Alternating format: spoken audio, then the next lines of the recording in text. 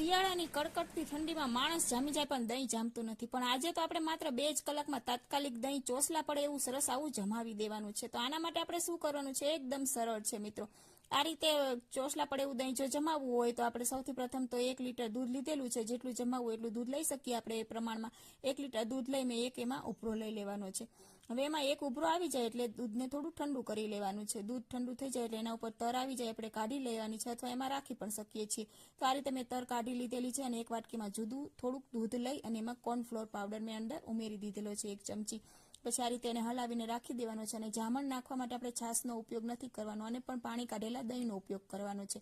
આ રીતે જે વાસણમાં જમાવાનું એમાં દહીં લગાવી દેવાનું છે. પછી આપણે જે દૂધ ઠેરવીને રાખેલું હતું ઠંડુ કરેલું એ એમાં રેડી દેવાનું છે. અને જે કોર્નફ્લોર પાવડર આપણે વાટકીમાં રાખેલો હતો હલાવીને દૂધ સાથે એ પણ એની અંદર મેળવી દેવાનો છે ભેગો. આ રીતે આપણે બધું મિક્સ કરી દેવાનું છે. અને કોઈ પણ આવા પેક ડબ્બાની અંદર આપણે અથવા વાસણની અંદર આપણે દૂધ જમાવવાનું છે.